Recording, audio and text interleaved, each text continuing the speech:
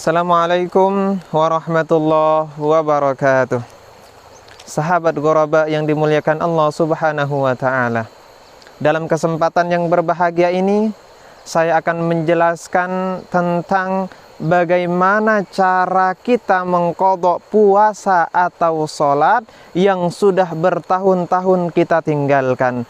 Bahkan kita lupa berapa jumlah sholat atau puasa yang telah kita tinggalkan.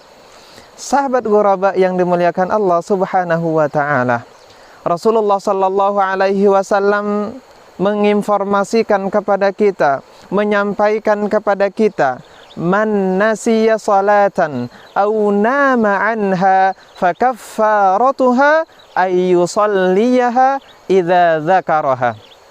Muttafaq alaih wal lafdhu li Muslim.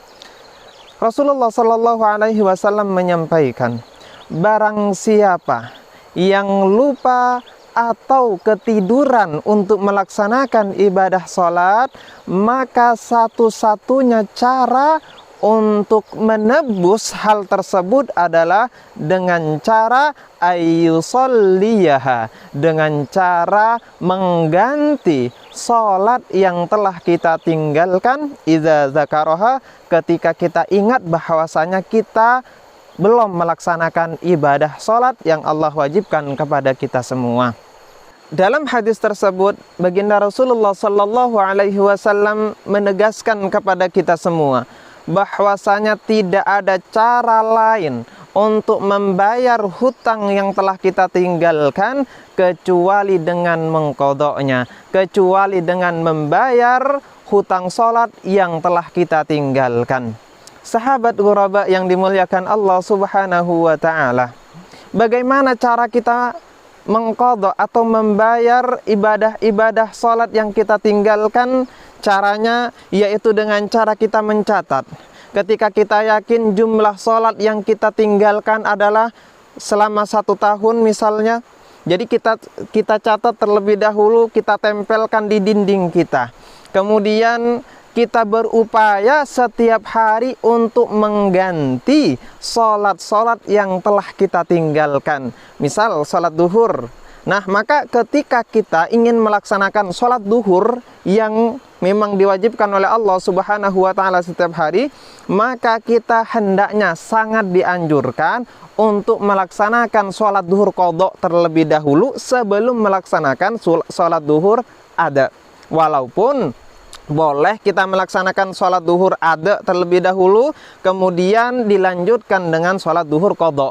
Hanya saja utamanya dalam madhab Syafi'i itu sangat dianjurkan dahulukan yang qadha dibanding yang ada.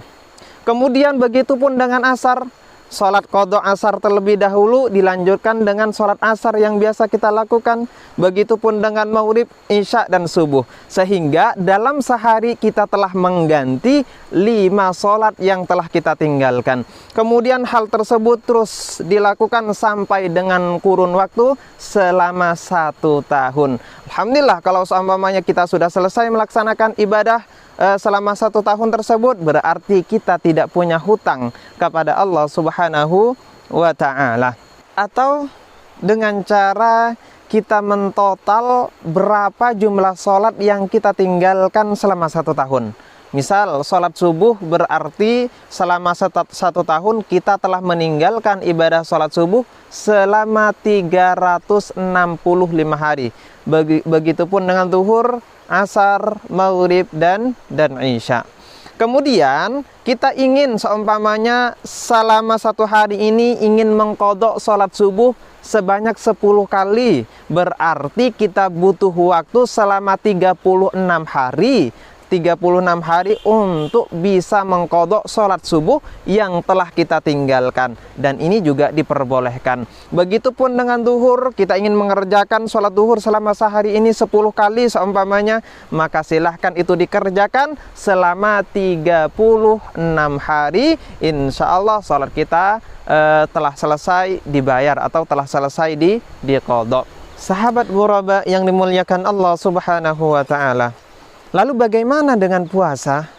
Sebenarnya cara untuk mengganti ibadah puasa yang bertahun-tahun telah kita tinggalkan hampir sama caranya dengan cara mengganti ibadah sholat yang bertahun-tahun juga telah kita tinggalkan.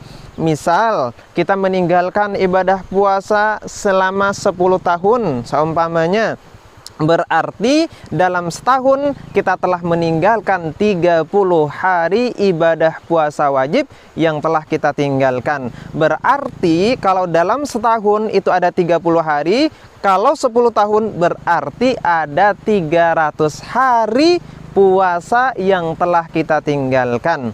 Maka bagaimana cara untuk menggantinya kalau kita sudah tahu kalau jumlah puasa yang telah kita tinggalkan itu berjumlah 300 hari, maka dengan cara silahkan puasa Senin Kamis. Puasa Senin Kamis berarti di dalam 1 bulan kalau kita istiqomah puasa Senin Kamis, berarti kita telah mengganti 8 hari ibadah puasa yang telah kita tinggalkan. Akan tetapi kalau kita ingin menggabungkan antara puasa qadha dengan puasa Senin Kamis, dengan syarat niat puasa qadhanya harus didahulukan. Kalau seumpamanya kita niat puasa Senin Kamisnya yang didahulukan, maka puasa wajibnya itu tidak sah. Maka dari itu silahkan kalau kita ingin puasa Senin Kamis plus qadha, maka dahulukanlah niat qadha, baru kemudian niat puasa Senin ataupun Kamis. Insya Allah kita akan dapat pahala kedua-duanya, pahala qadha dan juga pahala Senin dan Kamis. Sahabat ghuraba yang dimuliakan Allah Subhanahu wa ta'ala, kalau kita istiqomah selama 1 bulan kita penuh puasa Senin Kamis, berarti kita telah mengqadha ibadah puasa kita, telah membayar ibadah puasa kita sebanyak 8 kali. Berarti di dalam 11 bulan, kenapa 11 bulan? Karena dipotong 1 bulannya untuk bulan Ramadan. Berarti kalau kita istiqomah mulai dari bulan Syawal sampai dengan bulan Sya'ban, berarti ada 11 bulan. Berarti kalau 11 bulan dikali 8 kali, berarti sekitar 88 kali telah kita membayar hutang puasa yang kita tinggalkan.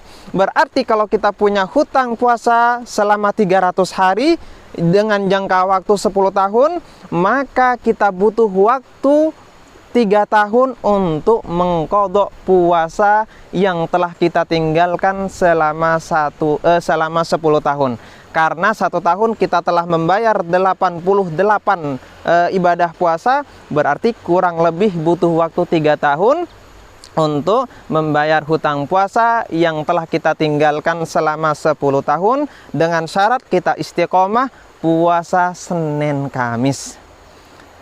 Sahabat ghuraba yang dimuliakan Allah Subhanahu wa ta'ala. Atau cara yang kedua, dengan cara kita tadi mengetahui bahwasanya ibadah puasa yang kita tinggalkan selama 300 hari, maka boleh silahkan untuk berpuasa setiap hari seumpamanya karena pengen kita cepat-cepat untuk membayar hutang puasa kita, maka kita terus setiap hari membayar hutang puasa, itu juga boleh, asalkan tidak di waktu yang dilarang untuk berpuasa, seperti halnya hari Idul Fitri, Idul Adha, dan Ayyamut Tasyrik, maka diperbolehkan. Berarti kita butuh waktu kurang lebih selama 10 bulan untuk mengganti ibadah puasa yang kita tinggalkan selama 10 tahun. Sahabat ghuraba yang dimuliakan Allah Subhanahu wa ta'ala. Nah, sekarang mungkin yang menjadi pertanyaan bagi kita semua. Tadi sudah dijelaskan bahwasanya itu kalau kita mengetahui persis berapa jumlah sholat atau puasa yang telah kita tinggalkan. Sekarang kalau jumlahnya kita lupa, berapa sholat atau puasa yang telah kita tinggalkan, itu bagaimana caranya? Yaitu dengan cara kita memperkirakan berdasarkan sangkaan kuat berapa yang kita yakini sholat atau puasa yang telah kita tinggalkan. Misal saya meninggalkan ibadah sholat seumpamanya selama 5 tahun. Sejak kejadian ini dan kejadian itu saya tidak lagi melaksanakan ibadah sholat. Sampai dengan tahun 2015 seumpamanya karena ada kejadian-kejadian ini sehingga saya bertaubat kepada Allah Subhanahu wa taala dan disitulah saya mengerjakan ibadah sholat. Berarti saya meninggalkan ibadah sholat ini kurang lebih dalam jangka waktu 5 tahun. Maka nantinya ibadah sholat atau ibadah puasa yang wajib kita ganti adalah 5 tahun. 5 tahun. Jadi kita berdasarkan keyakinan atau sangkaan kuat. Nah, sangkaan kuat berapa jumlah sholat atau puasa yang telah kita tinggalkan. Maka dari itu kalau nantinya sudah kita mengetahui berdasarkan sangkaan kuat tadi berapa jumlah sholat atau puasa yang telah kita tinggalkan, nantinya dilaksanakan cara sebagaimana cara yang sudah dijelaskan di awal tadi, yaitu dengan cara dicatat terlebih dahulu sehingga nantinya ketika kita sudah mengganti sedikit demi sedikit, kita sudah mencoret juga sedikit demi sedikit sholat yang telah kita tinggalkan. Sahabat ghuraba yang dimuliakan Allah Subhanahu wa taala, maka dari itu jika di antara kita pernah meninggalkan ibadah sholat ataupun puasa, ataupun kita masih ragu-ragu apakah kita pernah meninggalkan ibadah sholat ataukah ibadah puasa, maka ambillah yang yakin kemudian kita ganti. Kenapa? Karena kalau kita masih punya hutang puasa ataupun hutang sholat kepada Allah Subhanahu wa ta'ala, maka Allah tidak akan mengampuni kita sekalipun kita nangis darah kepada Allah Subhanahu wa ta'ala. Maka segeralah mengganti ibadah sholat ataupun ibadah puasa yang telah kita tinggalkan sebagai bentuk taubat kita kepada Allah Subhanahu wa ta'ala. Mudah-mudahan bermanfaat. Jangan lupa subscribe, like, dan share. Wabillahi taufiq wal hidayah wal ridha wal inayah. Assalamualaikum warahmatullahi wabarakatuh.